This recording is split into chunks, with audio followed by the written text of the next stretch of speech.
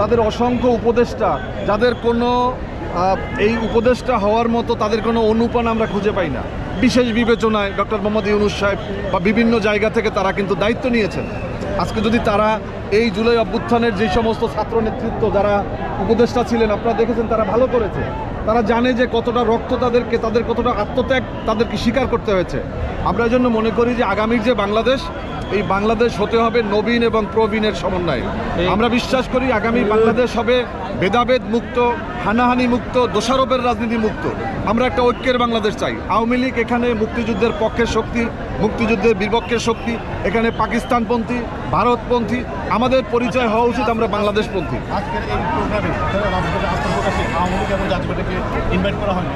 দেখুন, এখানে ফ্যাসিবাদ এবং ফ্যাসিবাদের দোষর এবং দালাল, তাদের বিরুদ্ধেই তো আমাদের লড়াই। আওয়ামী লীগকে কেন দাওয়াত করা হবে এখানে জাতীয় পার্টিকে কেন দাওয়াত করা হবে? এই 14 দলীয় জোটের সভায় সিদ্ধান্ত নেওয়া হয়েছিল যে আমার ভাইয়ের বুকে গুলি করার সিদ্ধান্ত নেওয়া হয়েছিল। যেই সমস্ত দোসররা সেদিন সেই বৈঠকে ছিল, তাদেরকে তো দাওয়াত তো দূরের কথা, তাদেরকে তো মনে করার কোনো সুযোগ নাই। এখানে আমরা যারা বিগত 5ই আগস্টের এই কর্মযজ্ঞে ছিলাম, আপনারা জানেন যে বাংলাদেশ লেবার পার্টির 2 জন শাহাদত বরণ করেছে। আমাদের লেবার পার্টির আউয়াল মিয়া এবং ছাত্র মিশনের নাইম হাওলাদার শাহাদত বরণ করেছে। আমাদের রক্তের মধ্য দিয়ে 5 তারিখে আমরা বিপ্লব সাধন করেছি। আমরা চাই এই ছাত্র জনতার যে আবেগ আকাঙ্ক্ষা, তারা যে নতুন বাংলাদেশ গড়তে চায়, সেই বাংলাদেশই আমরা গড়তে চাই। আমরা এখানে কোনো প্রকার বৈষম্য আমরা দেখতে চাই না। আমরা ধনী গরিবের যে বৈষম্য, এটা আজকে একটা প্রকট আকার ধারণ করেছে। একজন হাজার হাজার কোটি টাকার মালিক হচ্ছে, আর একজন নিঃস্ব সর্বহারায় পরিণত হয়ে গেছে। আজকে ঢাকা শহরের আপনারা দেখবেন যে রাত 11টার পরে এই আদম সন্তানরা তারা কিভাবে খোলা আকাশের নিচে তারা যেভাবে ঘুমাচ্ছে, তাদের সেই বাড়ি ঘর কিছুই নেই, তারা একবারে সম্পদহীন। এই মানুষগুলো তো বাংলাদেশের নাগরিক, তাদের স্বার্থ রক্ষা করাও তো এই দেশে যারা ক্ষমতায় যায় তাদের দায়িত্ব। আমি মনে করি যে কৃষক, শ্রমিক এবং প্রবাসী ভাইদের রক্ত ঘামে আমাদের এই বাংলাদেশ সৃষ্টি হয়েছে।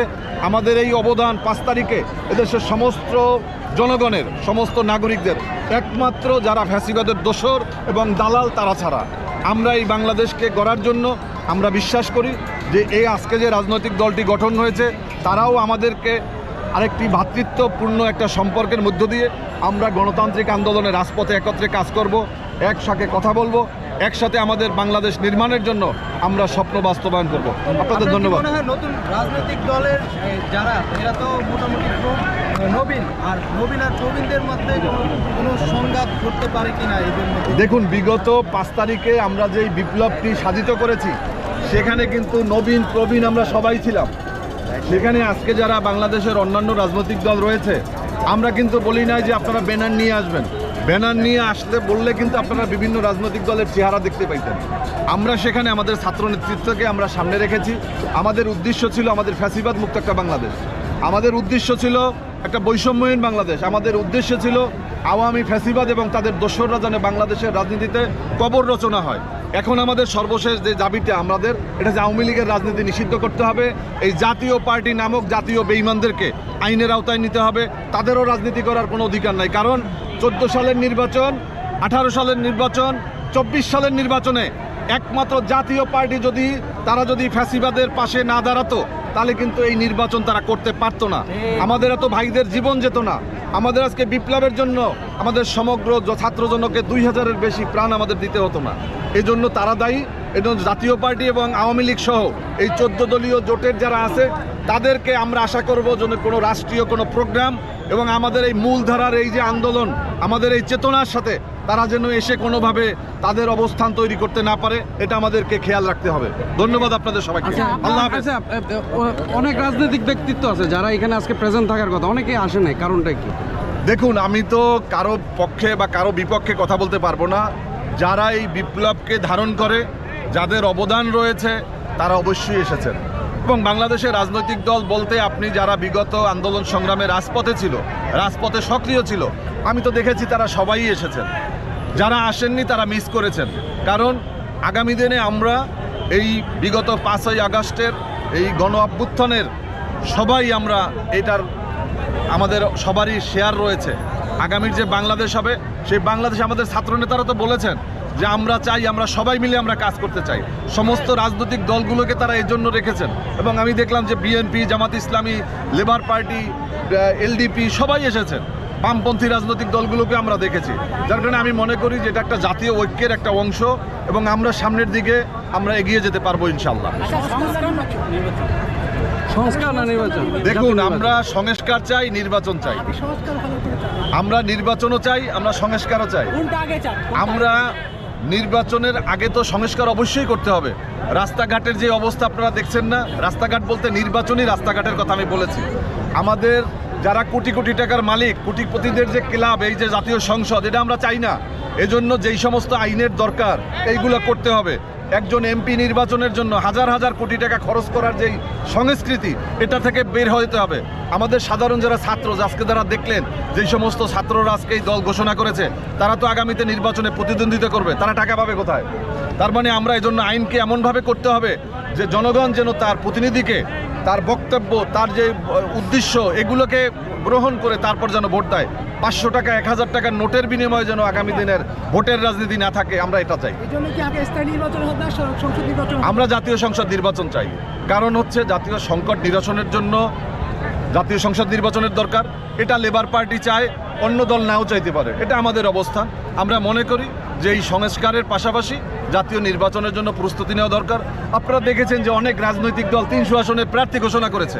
তারা একদিকে বলতেছে জাতীয় সংসদ নির্বাচন চাই না, আবার আর একদিকে বলতেছে যে আমরা স্থানীয় নির্বাচন চাই। তাহলে তারা জাতীয় সংসদের নির্বাচনের প্রার্থী কেন ঘোষণা করলো? আমরা তাদের বলতে চাই যে তাদের জন্য আমরা জাতীয় নির্বাচন আগে চাই। জাতীয় নির্বাচন হলে কি ডিসিপ্লিনটা কি বজায় থাকবে যদি স্থানীয় সরকার নির্বাচন না হয়? এটা সরকার দেখবে, এটা যারা এটার দায়িত্বে আছে। আমরা আমাদের দলের অবস্থান আপনাদের বলেছি, অন্য একটা দল তাদের অবস্থান বলবে। এটা বিভিন্ন মত আছে বলেই তো আজকে নাগরিক পার্টির গঠন হয়েছে। তাহলে তো তারা গিয়ে বিএনপি করতো, জামাত ইসলাম করতো, বা আমাদের সাথে আসতো। নানান মত, নানান পথের জায়গাটাই হচ্ছে রাজনীতি। এটা যার যার বক্তব্য তারা রাখবে। যারা কর্তৃপক্ষ আছেন, যারা এই দায়িত্বে আছেন, তারা বিবেচনা করবেন সময়ে এবং বাস্তবতাকে নিরিখে তারা সিদ্ধান্ত নেবেন। বর্তমান বাস্তবতার প্রেক্ষিতে সবাই তো সবার দলের সংস্কারমূলক কাজ করছে, আপনারা কি আপনাদের দলের সংস্কার? অবশ্যই আমাদের দলের সংস্কারের জন্য আমরা কাজ করছি। আমরা আমাদের কাউন্সিলের ব্যবস্থা করছি। আমরাও চাই যে আমি নিজেই তো একজন তরুণ, আমার জন্ম হয়েছে 1979 সালে, যার কারণে আমাদের এই তরুণ নির্ভর দল হচ্ছে বাংলাদেশ লেবার পার্টি। আমরাও আমাদের সাধ্যমতো, আপনারা জানেন যে বাংলাদেশের রাজনীতি যে কালো টাকার যে অপসংস্কৃতি, দুর্নীতি, লুটপাট, যারাই ক্ষমতায়, যে এই যে পরিবারতন্ত্রের একটা ব্যাপার চলে আসছে। আমরা অনেক বড় বড় দলে দেখছি যে সারা বছর তারা পরিবারতন্ত্রের বিরুদ্ধে কথা বলছে, আবার দেখেছি বাপের পরিবর্তে ছেলে, এক পরিবার থেকে 2জন 3জন এমপি প্রার্থী তারা ঘোষণা করতেছে। তারা মুখে বলতেছে যে পরিবারতন্ত্র চাই না, তারা কিন্তু নিজেরাই কিন্তু এটা চর্চা করতেছে। এটা আমি মনে করি যেটা একটা মুখে শেখ ফরিদ আর কাজে বগল মেয়ের। আমি চাই যে যোগ্যতার ভিত্তিতে যার যার পরিচয়ে সে তার স্থান করে নেবে। কারো বাপের পরিচয়ে ছেলে নয়, মায়ের পরিচয়ে সন্তান নয়, যোগ্যতাই হবে যে তার মূল ঘাঁটি। ধন্যবাদ সবাইকে, অনেক বলেছি, ধন্যবাদ সবাই। জুলাই আন্দোলনের যারা সম্মুখ ভূমিকা পালন করেছেন, তারা আজকে এখানে নতুন দল ঘোষণা করেছেন, নাম হচ্ছে জাতীয় নাগরিক পার্টি। আর সেখানে বিভিন্ন ধরনের রাজনৈতিক ব্যক্তিত্ব এসেছে। তো সর্বোপরি সর্বক্ষেত্রে সব কিছু বিচার বিবেচনা করে তাদের ভবিষ্যতে আরও কীভাবে কর্মস্পৃহাটাকে বাড়াবে এবং এগিয়ে নিয়ে যাবে সে বিষয়গুলো নিয়ে অনেক কথা বলেছে, এবং নতুন তরুণ প্রজন্মকে সামনের দিকে কীভাবে এগিয়ে নিয়ে যাবে আরও সে বিষয়গুলো নিয়ে এরা বিস্তারিতভাবে কথা বলেছে। তো দর্শক, সর্বোপরি অনেক প্রচুর মানুষের সমাগমে আজকে এই নতুন দলটি ঘোষণা করা হলো। ইনশাল্লাহ আমরা দেখব ভবিষ্যতে এই দলটি কতটুকু এগিয়ে যায়, এবং অবশ্যই ওনারা বিভিন্ন দলকে কেন্দ্র করে যারা অন্যান্য রাজনৈতিক ব্যক্তিত্ব আছে তাদেরকে নিয়ে কিন্তু এগিয়ে যেতে চায় সামনের দিকে, এবং নতুন সরকার গঠনের দিকেই সবাই মনোযোগ দিচ্ছে, এবং সবাই যার যার দলকে সংস্কার করে নতুন বাংলাদেশ হিসেবে আমাদের মাঝে প্রেজেন্ট করতে চাচ্ছে।